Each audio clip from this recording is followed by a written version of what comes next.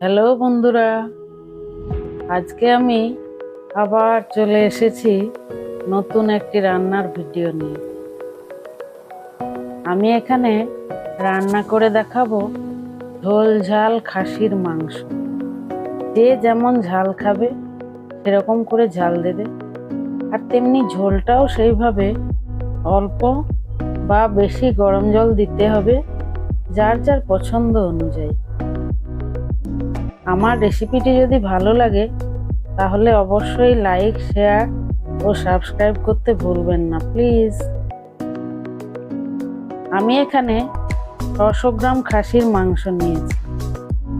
ভালো করে মাংসটা ধুয়ে নিয়ে 2 চামচ নুন, 1 চামচ হলুদ গুঁড়ো, 4 চামচ পেঁয়াজ বাটা, রসুন বাটা 2 চামচ, আদা বাটা 2 চামচ এবং লাল শুকনো লঙ্কার গুঁড়ো 2 চামচ, সর্ষের তেল 2 চামচ, হাফ লেবুর রস দিয়ে ম্যারিনেট করেছি। এখানে টক দই দিয়েও ম্যারিনেট করা যায়। আজকে আমার কাছে টক দই নেই, তাই আমি লেবু রস দিলাম। এই ম্যারিনেট করা মাংসটা ঘন্টাখানেক চাপা দিয়ে রেখে দেব। আমি এই মাংসের ম্যারিনেট করাটা দেখাতে পারলাম না, আসলে ভিডিওটা অন করতে ভুলে গিয়েছিলাম। গ্যাসে একটা কড়াই চাপিয়ে তেলটা গরম হয়ে গেলে আগে থেকে নুন হলুদ মাখা আলুর টুকরোগুলো লাল করে ভেজে তুলে রাখলাম। যেই তেলটা থাকবে ওতে অল্প একটু চিনি দিয়ে লাল হয়ে এলে 3টে এলাচ, 1 টুকরো দারচিনি আর 5-6টা লবঙ্গ থেতো করে দিয়ে দিলাম। একটা বাটিতে অল্প জলে ঝাল শুকনো লঙ্কার বাটা আর হলুদ গুঁড়ো অল্প জলে গুলে রাখা ছিল, ওটা দিয়ে দিলাম। চিনি দিয়ে ক্যারামেল বানিয়ে নিলাম যাতে মাংসের রঙটা ভালো হয়।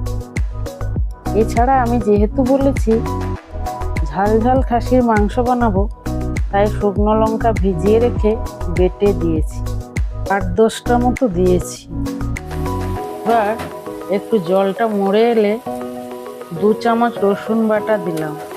সামান্য একটু নেড়ে চেড়ে 4টে বড় পেঁয়াজ কুচি দিয়ে দিলাম। পেঁয়াজগুলো একটু ভাজা ভাজা হতে সময় লাগবে।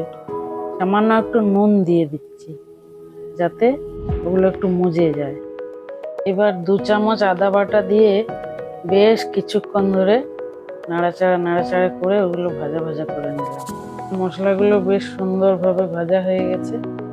এবার 2 চামচ জিরে গুঁড়ো এবং 2 চামচ ধনে গুঁড়ো মিশিয়ে দিচ্ছি। আমার মশলাগুলো সুন্দর ভাজা হয়ে গেছে। এবার এতে 3টে টমেটো কুচিয়ে রেখেছিলাম দিয়ে দিলাম। আমি যেহেতু মাংসের মধ্যে আগে থেকে তেল মশলা মাখিয়ে রেখেছিলাম, তাই অল্প তেল মশলায় রান্না করছি। আর এই রান্নাতে আমি কাঁচা লঙ্কা একেবারেই দিই।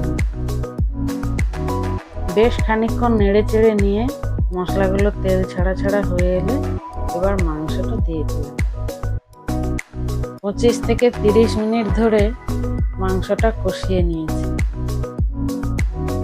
আগে থেকে ভেজে রাখা আলুগুলো এবার দিয়ে দেব।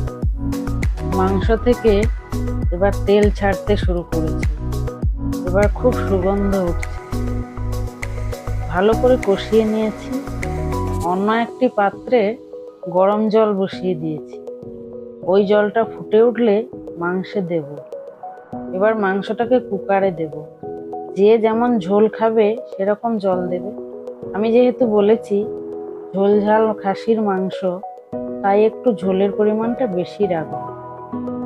যেহেতু এটা খাসির মাংস রান্না করছি, তাই আমি এখানে কোনো মিট মশলা ইউজ করলাম না, কিন্তু মুরগির মাংস করলে আমি অবশ্যই মিট মশলা দিই, তাতে টেস্টটা ভালো লাগে।